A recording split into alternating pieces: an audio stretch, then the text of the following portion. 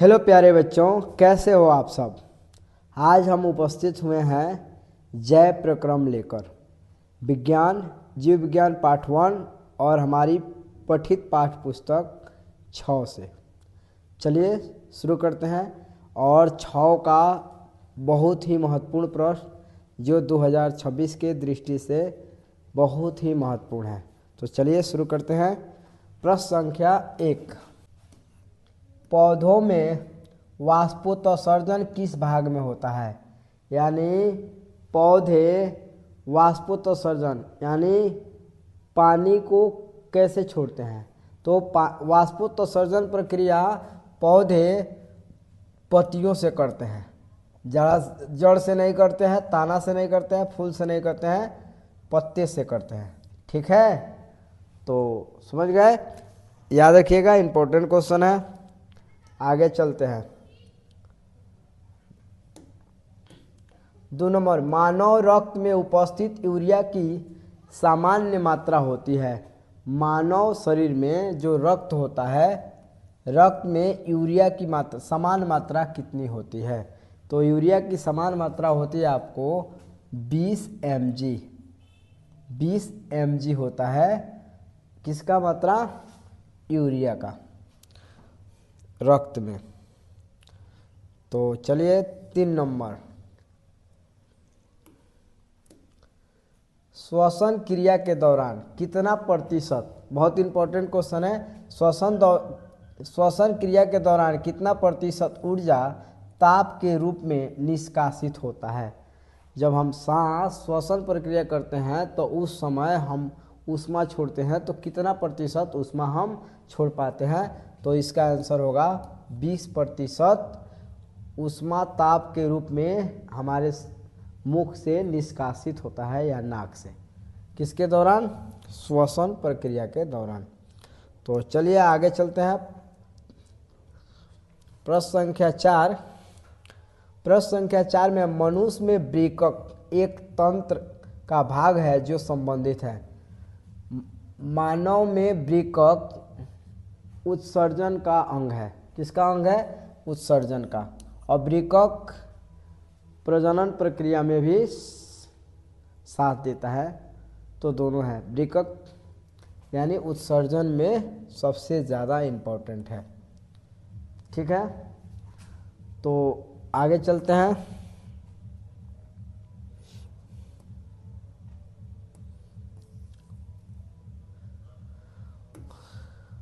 प्रश्न संख्या 5, पौधों में वायवीय भागों में जल के निष्कासन की प्रक्रिया कहलाती है। पौधों में वायवीय भागों में जल के निष्कासन को, जब पौधे में जल शरीर से बाहर निकलता है, यानी पौधों के किसके माध्यम से, अभी पढ़े थे, पत्तियों के माध्यम से, तो बाहर निकलता है, तो उसको कहते हैं हम वाष्पोत्सर्जन। क्या कहते हैं, वाष्पोत्सर्जन। ध्यान में रखेंगे, बहुत इंपॉर्टेंट क्वेश्चन है। आगे देखिए, वह प्रक्रम जिसके द्वारा शरीर में ऊर्जा का उत्पादन होता है कहलाता है। वह प्रक्रम जिससे हमारे शरीर में ऊर्जा उत्पादित होता है। तो ऊर्जा श्वसन से होता है। श्वसन से क्या होता है, ऊर्जा निर्मुक्त होती है। कहाँ, माइक्रोकॉन्ड्रिया के माध्यम से। तो याद रखिएगा, श्वसन के दौरान, पोषण के दौरान बिल्कुल मत लिखिएगा, उत्सर्जन के दौरान तो होते नहीं का, उत्साहशीलता इससे मतलब ही नहीं है। तो आप समझ गए होंगे। आगे चलिए, अगला प्रश्न है 7 नंबर, कौन सी क्रिया सभी जीवों के लिए अनिवार्य है। तो कौन सी क्रिया, इनमें से कौन सी क्रिया है जो सभी जीवों के लिए, प्रकाश संश्लेषण, मानव प्रकाश संश्लेषण लेता है। आप लोग इस समय रात को प्रकाश संश्लेषण ले रहे होते हैं, बिल्कुल नहीं। और वाष्पोत्सर्जन, सब लोग वाष्पोत्सर्जन भी नहीं करता है। चलना भी, पौधे तो चल भी नहीं करता है, लेकिन ये काम जरूर करता है, श्वसन। श्वसन बहुत जरूरी है। ठीक है, तो आपका आंसर हुआ श्वसन। चलिए आगे चलते हैं। मैग्नीशियम पाया जाता है। मैग्नीशियम किस में पाया जाता है। तो 8 नंबर क्वेश्चन इंपॉर्टेंट है, मैग्नीशियम किस में पाया जाता है। तो 8 नंबर, मैग्नीशियम क्लोरोफिल में पाया जाता है। इंपॉर्टेंट है, याद रखिएगा, क्लोरोफिल जो वर्णक होता है, जो सूर्य के प्रकाश द्वारा प्रकाश संश्लेषण प्रक्रिया करता है, जिससे पौधे में पोषण प्रक्रिया पूरी होती है, तो वह है, उसमें पाया जाता है मैग्नीशियम। किसमें? क्लोरोफिल में। तो चलिए आगे है पाते हैं। चलिए, मानव हृदय में पाए जाते हैं। तो मानव हृदय में, याद रखना, मानव हृदय में 4 वेशम पाए जाते हैं। ठीक है। मछलियों में कितने वेशम पाए जाते हैं? तो मछलियों में 2 वेशम पाए जाते हैं। चलिए आगे देखेंगे हम लोग। चलिए,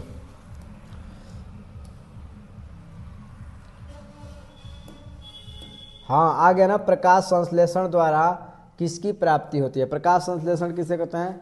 पौधे के रसोई घर यानी पत्तियों द्वारा भोजन बनने के प्रक्रम को प्रकाश संश्लेषण कहते हैं। अब कब बनता है प्रकाश संश्लेषण? कब होता है? जब सूर्य का प्रकाश आता है, यानी दिन के समय। रात के समय प्रकाश संश्लेषण नहीं हो पाता है। तो याद रखिएगा, प्रकाश संश्लेषण द्वारा किसकी प्राप्ति होती है? तो आपको याद रखिए, वसा को नहीं होती है, प्रोटीन का नहीं होती है, प्रकाश का भी, प्रकाश की होती है, लेकिन मुख्य रूप से आपको ग्लूकोज की होती है। ग्लूकोज की होती है। किसकी होती है? ग्लूकोज की होती है। ठीक है, ठीक है हो। 11 नंबर देखेंगे। कोशिका झिल्ली किस प्रकार की झिल्ली है? कोशिका झिल्ली कैसी होती है? तो कोशिका झिल्ली कैसी होगी? तो कोशिका झिल्ली परागम्य नहीं होती है, अपरागम्य नहीं होती है, अर्ध परागम्य होती है। यानी आधा परागम्य होती है, आधा परागम्य नहीं होती। यानी कुछ स्थितियों में रुकावट माने रोकती है, कुछ स्थितियों में छोड़ती है, तो इसलिए अर्ध परागम्य होती हैं। आप तो बताएंगे ही, आप तो बता सकते हैं ना ये क्या, कि दही के जमने में निम्नलिखित में कौन सी क्रिया होती है? तो दही के जमने में कौन सी क्रिया होती है? तो दही के जमने में किण्वन होती है। किण्वन एक प्रक्रिया है जो दही के जमने में सबसे ज़्यादा लाभदायक होता है। क्या होता है? लाभदायक होता है। ठीक है, तो आप समझ गए हैं। तो आगे चलते हैं हम।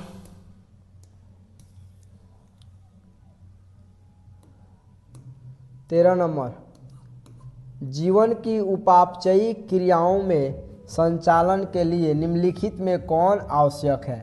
जीवन के उपापचयी क्रियाओं के संचालन के लिए कौन आवश्यक है?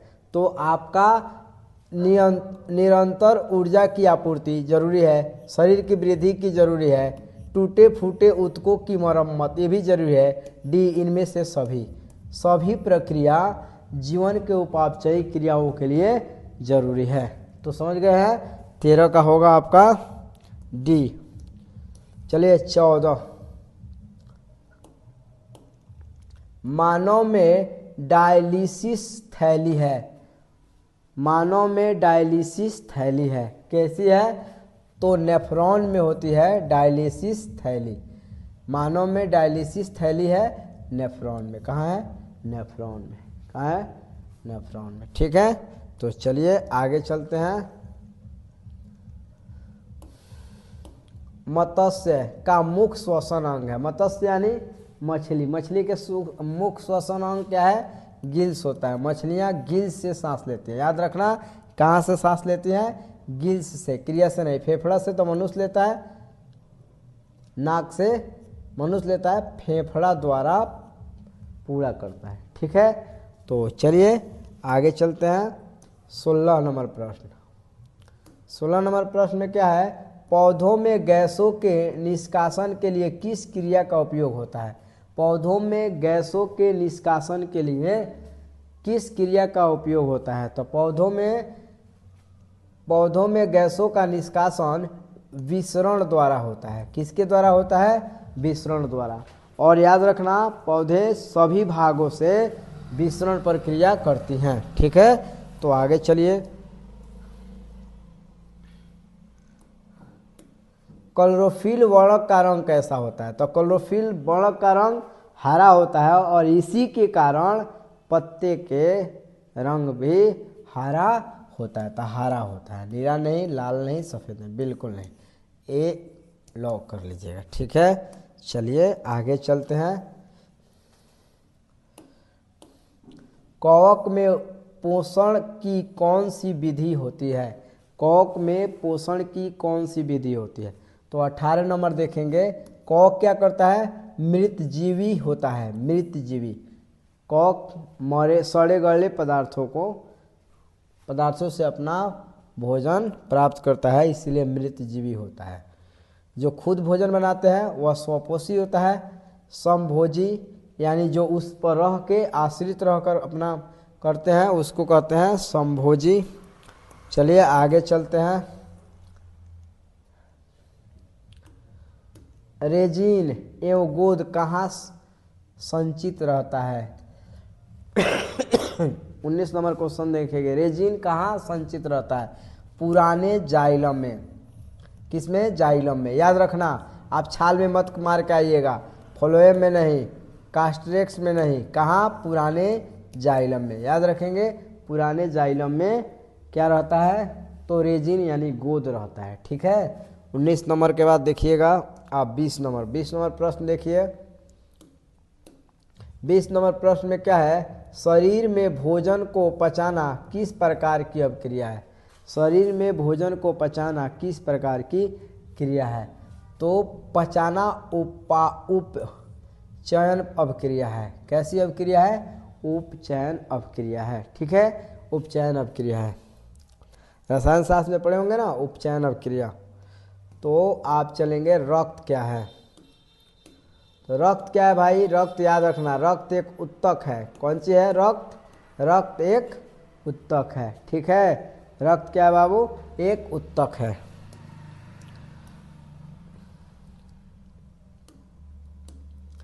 निम्नलिखित में कौन उत्सर्जी अंग है? उत्सर्जी अंग माने जो त्याग करता है। तो वृक्क पहले ही है, किडनी जो त्याग करता है। चलिए हो गया। इसमें आँख नहीं है, अग्नाशय है, इनमें से कोई तो हो ही नहीं, ये होगा वृक्क। चलिए आगे चलते हैं। 23 नंबर, रक्षी कोशिकाएं पाई जाती हैं। रक्षी कोशिकाएं किसमें पाई जाती हैं? याद रखना, 23 नंबर, रक्षी कोशिकाएं पाई जाती हैं। तो पत्तियों में रक्षी कोशिकाएं पाई जाती है। आप इसको ध्यान में रखिएगा। छुई मुई रक्षी कोशिकाओं के उपस्थिति के कारण सिकुड़ जाता है। देखिए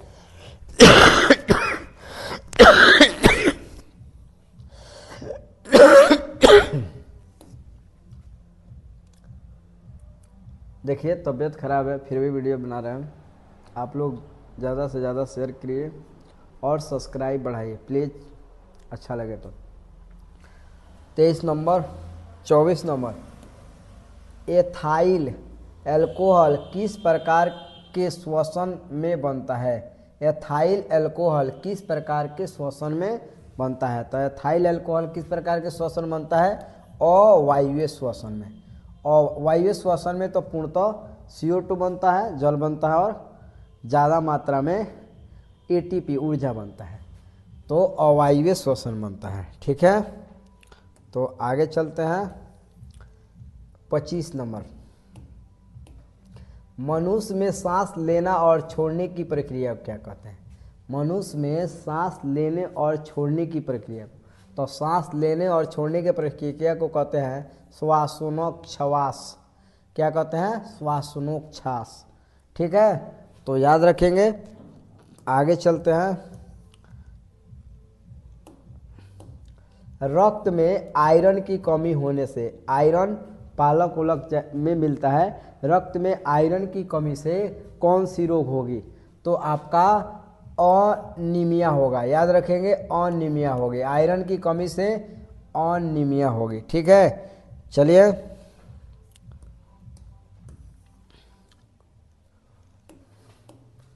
पादप में जाइलम उत्तरदायित्व है। जाइलम जल ढोता है, फ्लोएम फल ढोता है। यानी जो पदार्थ उत्पादित होता है उसको ढोता कौन है? फ्लोएम। तो जाइलम कौन चीज होता है? तो जल के वहन के लिए। किसके लिए? जल के वहन के लिए। 27 के ये जल के वहन के लिए। चलिए 28 के देखते हैं हम। कुटपाद किस में पाया जाता है? कुटपाद किस में पाया जाता है?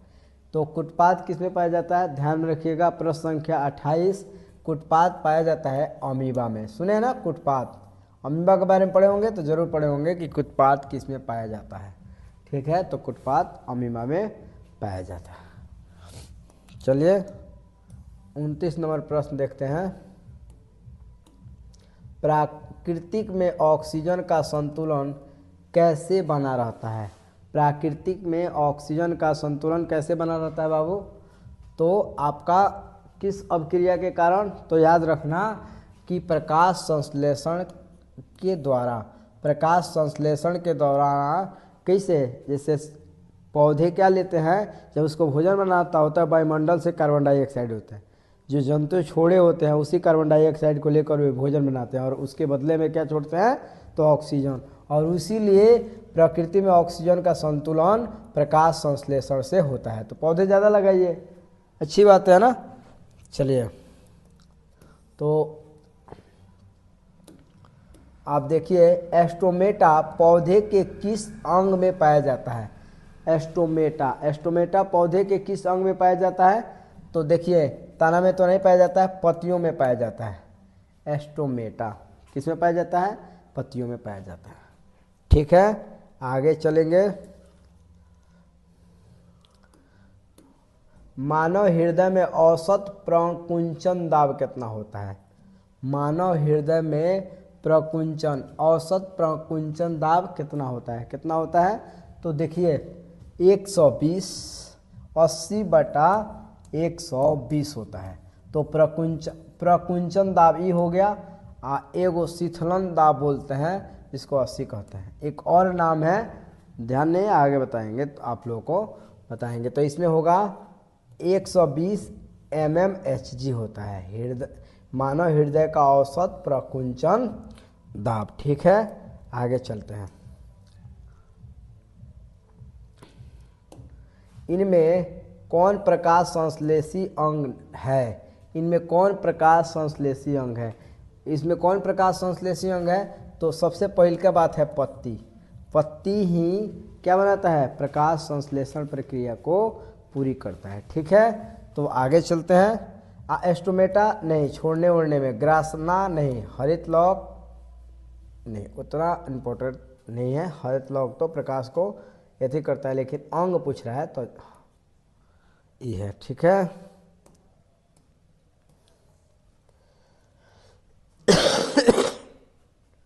वाष्पोत्सर्जन कैसी प्रक्रिया है? 33, वाष्पोत्सर्जन प्रक्रिया कैसी है? तो देखिए, शारीरिक है? बिल्कुल नहीं। कैसी है बाबू? भौतिक है। कैसी है? भौतिक है। कैसी है? भौतिक। वाष्पोत्सर्जन प्रक्रिया भौतिक है।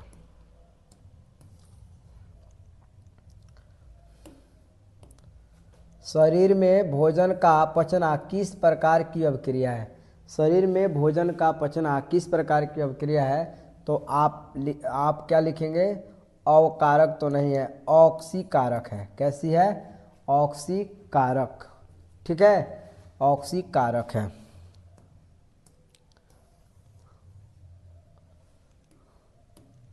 स्वपोषी पोषण के लिए आवश्यक है।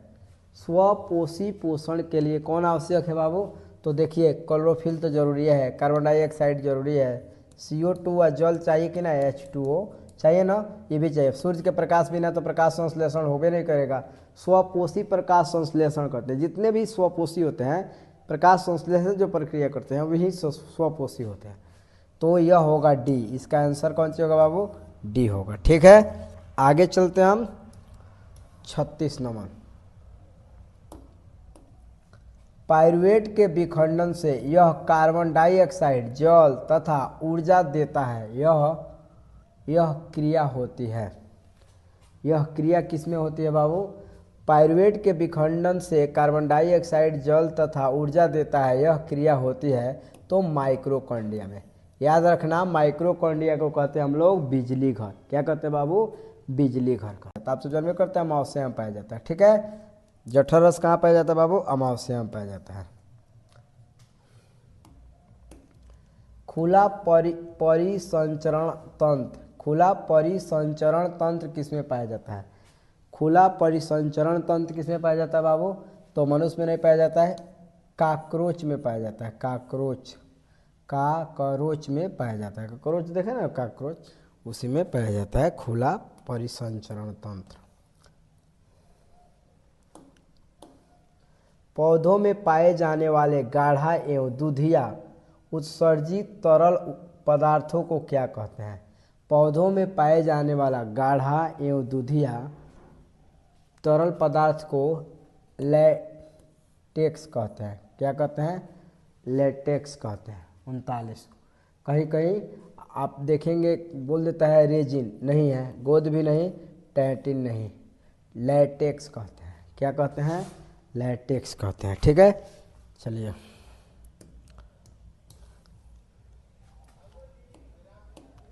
यूरिया रक्त में कहाँ से प्रवेश करता है? MBBI क्वेश्चन है। यूरिया रक्त में कहाँ से प्रवेश करता है बाबू? यूरिया रक्त में तो यकृत में से प्रवेश करता है। कहाँ से प्रवेश करता है? यकृत से प्रवेश करता है। चलिए आगे चलते हैं। प्रकाश संश्लेषण होता है, देखिए पहले ही बता दिए थे ना, प्रकाश संश्लेषण कब होता है? दिन में होगा, रात में बिल्कुल नहीं होगा। दिन रात नहीं, सुबह शाम नहीं, केवल दिन में होता है। ठीक है, कब होता है? दिन में होता है। पादप में फ्लोएम वाहक होता है।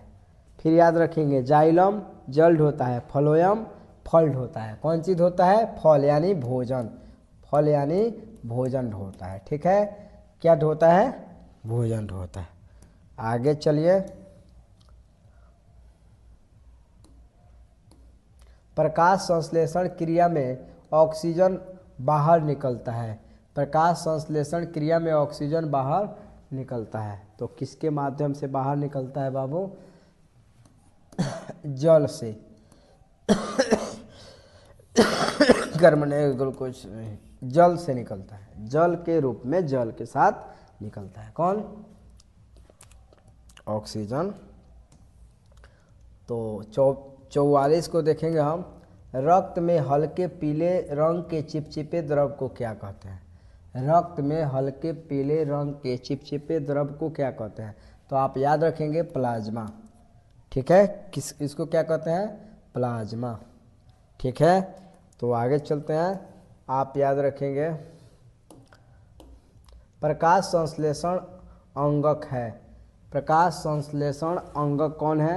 इसमें मुख्य रूप से प्रकाश संश्लेषण अंगक है हरित लवक। प्रकाश संश्लेषी अंगक कौन है? हरित लवक। ठीक है, पति भी एक क्लोरोप्लास्ट में कि प्रकाश संश्लेषण प्रकाश को संश्लेषित करते हैं, मतलब प्रकाश को अवशोषित करता है।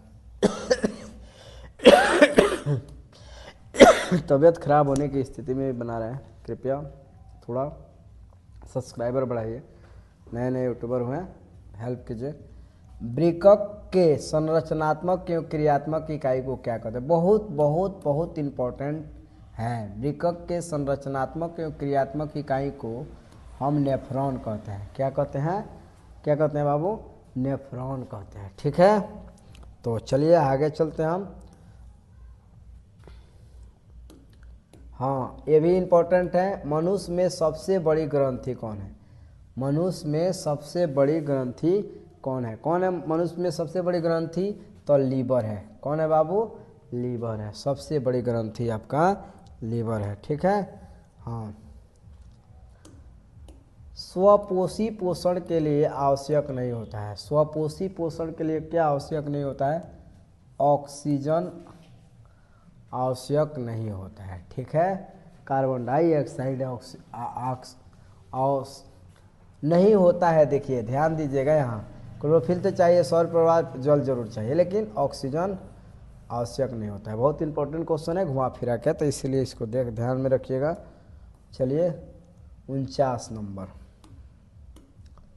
इनमें किसके द्वारा अमीबा में भोजन का अंतर ग्रहण होता है? तो अमीबा में भोजन कुटपात द्वारा ग्रहण होता है, पकड़ लेता है। दो उंगली जैसी संरचना होती है, कुटपात से फट से पकड़ लेता है। ठीक है, भोजन को, तो कुटपात द्वारा होता है।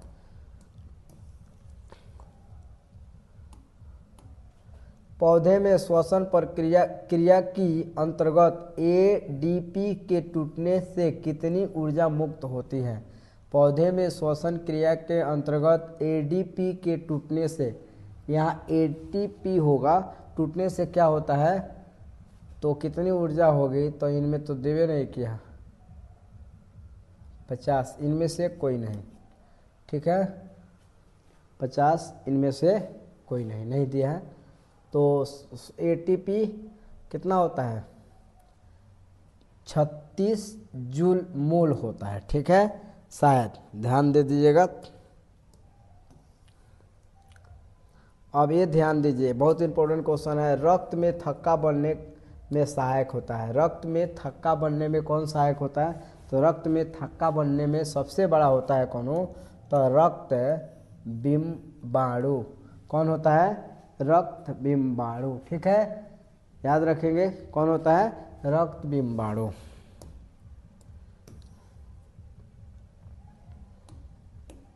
पाचन क्रिया पूर्ण होती है। पाचन क्रिया किसमें पूर्ण होती है? ध्यान दीजिएगा, पाचन क्रिया किसमें पूर्ण होती है बाबू? तो पाचन क्रिया, ध्यान से सुनिएगा, कि अग्नाशय में नहीं, मुख गुहा से शुरू होती है और बड़ी आंत, छोटी आंत सबसे अंतिम होता है। पाचन प्रक्रिया पूर्ण हो जाती है आपकी छोटी आंत तक। बड़ी आंत से तो केवल निकलता है, तो पूर्ण होती है बड़ी छोटी आंत से। वो उसी में रसागुल होते हैं, वहीं से भोजन अवशोषित करके कहाँ भेज दिया जाता है? ब्लड में भेज दिए जाते हैं। तो ध्यान दीजिएगा,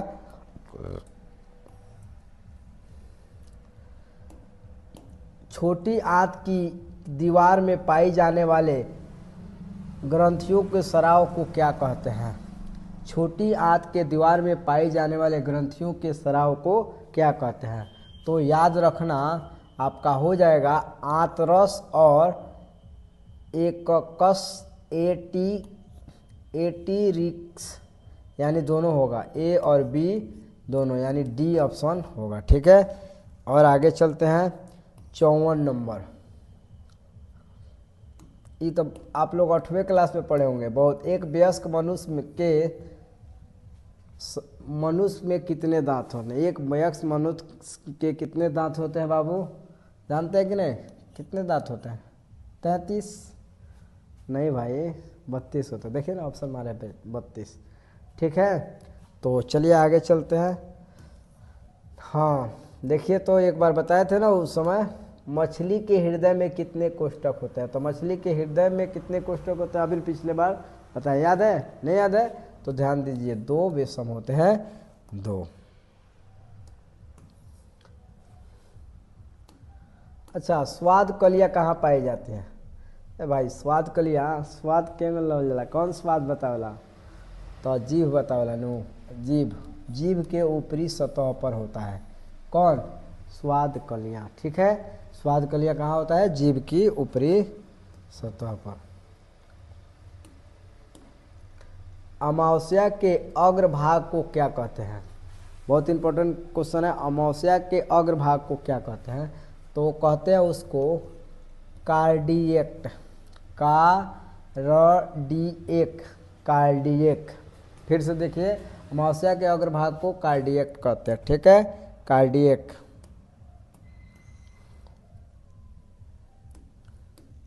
मुख गुहा का पिछला भाग कहलाता है। मुख गुहा का पिछला भाग क्या कहलाता है? तो मुख गुहा का पिछला भाग कहता है ग्रासनी। ग्रासनी ना कहलाता है, ग्रासनी, जहाँ से भोजन नीचे जाता है, ग्रासनी। चलिए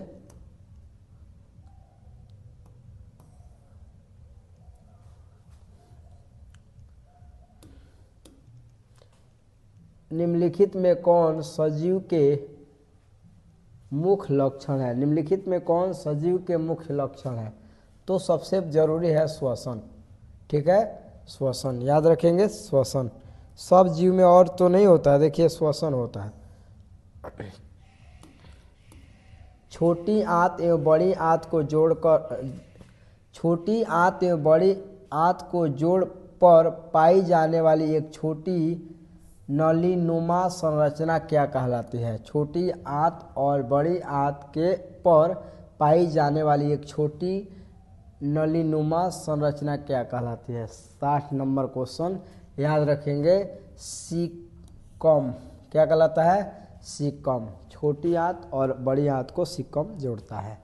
चलिए प्रश्न संख्या 61 देखेंगे। छोटी आंत में भोजन के पाचन में निम्नलिखित में किस रस की भूमिका होती है। छोटी आंत में भोजन के पाचन में निम्नलिखित में किस रस की भूमिका होती है। 61 नंबर। तो देखिए पित्तरस की भी होती है, अग्नाशयी रस की भी होती है, आंत रस की, इनमें से सभी डी होगा। कौन होगा बाबू, डी होगा। ठीक है चलिए आगे चलते हैं।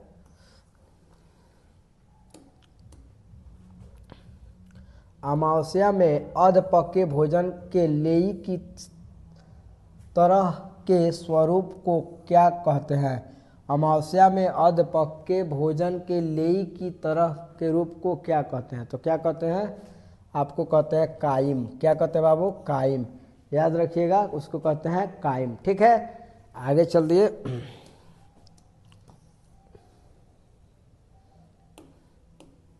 निम्नलिखित में कौन अमीनो अम्ल में के विखंडन से बनता है।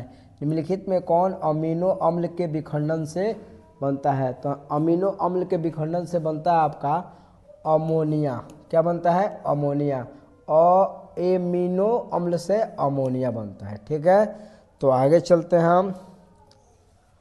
64 नंबर प्रश्न क्या है, स्वपोषी पोषण के लिए आवश्यक है। तो स्वपोषी पोषण के लिए इनमें से सभी आवश्यक है। क्लोरोफिल भी होता है, सूर्य के प्रकाश, जल और कार्बन डाइऑक्साइड। अच्छा कोई बात नहीं, रिपीटेड साइड क्वेश्चन हो गया। आगे चलेंगे 65 नंबर प्रश्न। चाइल का अवशेष होता है, चाइल का अवशोषण होता है। किसके द्वारा चाइल का अवशोषण होता है, तो होता है इलियम द्वारा। इलियम में चाइल का अवशोषण इलियम में होता है। समझ में आ गया। चलिए आगे चलते हैं। 66 नंबर। मनुष्य में आहार नाल की कौन सी संरचना अवशोषी अंग है। मनुष्य में आहार नाल की कौन सी रचना अवशोषी अंग है। तो कौन है बाबू, एपेंडिक्स। अपेंडिक्स जो है अवशेषी अंग है, अवशेषी अंग है। याद रखेंगे। चलिए 67 नंबर आपका दांत अस्थायीक्षर कारण है। दांत अस्थायीक्षर कारण है कौन चीज, तो आपका होगा ये होगा मीठी चीज़ों के खाने से दांत खराब होता है। बैक्टीरिया द्वारा अम्ल निर्माण से भी होता है। दांतों की सफाई न करने पर भी होता है। इनमें से सभी डी होगा। माने दांत क्षरण क्यों होता है, दांत खराब क्यों होते हैं, बर्बाद क्यों होते हैं, या अम्लीय बर्बाद होते हैं, तो उसका कारण है इस सभी।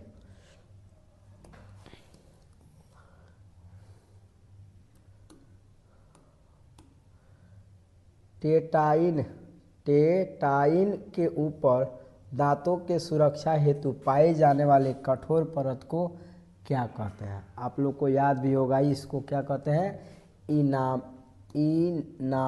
क्या कहते हैं, इनामेल कहते हैं, जो बहुत कठोर होता है। मानव शरीर में सबसे कठोर चीज़ है इनामेल। ठीक है आगे चलते हैं। पैरामीशियम में भोजन का अंतःग्रहण होता है। पैरामीशियम भोजन को कैसे ग्रहण करता है, तो पैरामीशियम भोजन को कोशिका मुख के द्वारा ग्रहण करता है। याद रखेंगे, कोशिका मुख के द्वारा ग्रहण करता है। चलिए आगे चलते हैं। 70 नंबर। प्रकाश संश्लेषी इकाई है। तो प्रकाश संश्लेषी कौन इकाई है, क्लोरोफिल। सबसे इम्पोर्टेंट है क्लोरोफिल, प्रकाश संश्लेषी इकाई है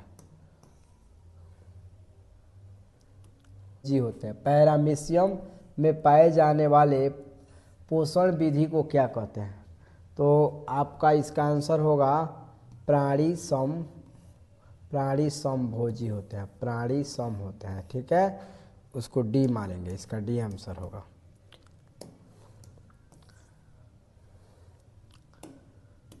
निम्नलिखित में किससे प्रकाश संश्लेषी अंग कहते हैं?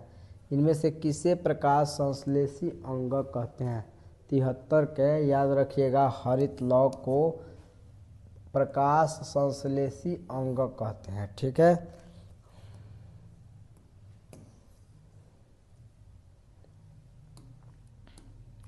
निम्नलिखित में जठर ग्रंथि में कौन सी कोशिका हाइड्रोक्लोरिक अम्ल के स्राव करती है? हाइड्रोक्लोरिक अम्ल के स्राव कौन करता है? तो हाइड्रोक्लोरिक का स्राव कहाँ होता है, पहले इस समझ जाइए। हाइड्रोक्लोरिक का स्राव अमावस्या में होता है। और एक और बात बता दें आपको कि यह कोशिका भित्ति द्वारा होते हैं, यानी भित्तीय कोशिका द्वारा होता है, ठीक है। आगे चलते हम प्रश्न संख्या, मनुष्य के मुख गुहा में कितनी जोड़ी लार ग्रंथियां पाई जाती है? इम्पोर्टेंट है, मनुष्य के मुख गुहा में कितनी जोड़ी लार ग्रंथियां पाई जाती हैं? तो 3 जोड़ी लार ग्रंथियां पाई जाती हैं, ठीक है। चलिए आगे चलते हैं। 76, इनमें से कौन सी रचना द्वारा अमीबा में भोजन का अंतःग्रहण होता है? पहले भी बता चुके हैं, ये रिपीटेड क्वेश्चन है, तो कुटपात द्वारा। चलिए आगे चलते हैं।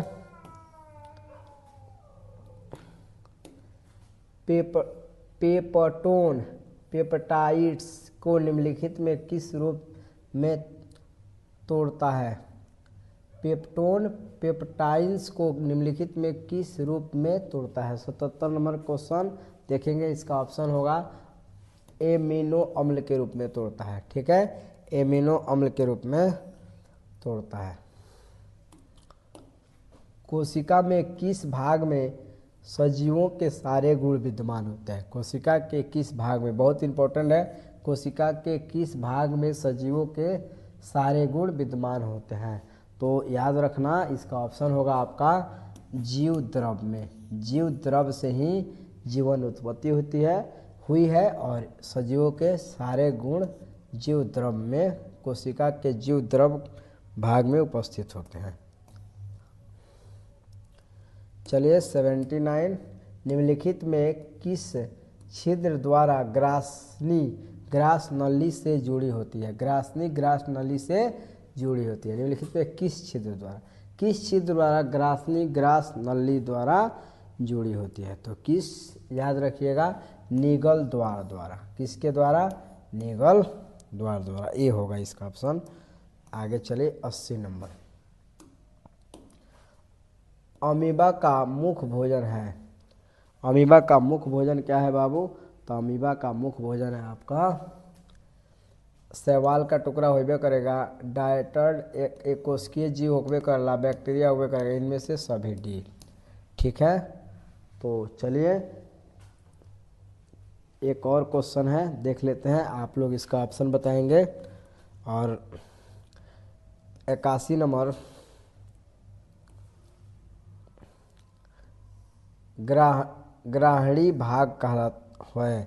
ग्राहणी भाग है, किसका भाग है? तो ग्राहणी भाग है आपका छोटी आंत का। ग्राहणी भाग है छोटी आंत का। अगर इस क्वेश्चन को देखते हैं, इस प्रश्न को 1-2 बार देख लीजिए, बहुत ही महत्वपूर्ण प्रश्न है। बाकी तो आप पढ़े हैं, इसको अगर ध्यान में रखते हैं तो आप जैव प्रक्रम की समस्याओं को बेहतर तरह से सुलझा पाइएगा। चलिए, thank you for watching. Next video के साथ मिलेंगे। ज़्यादा से ज़्यादा शेयर कीजिए प्लीज़।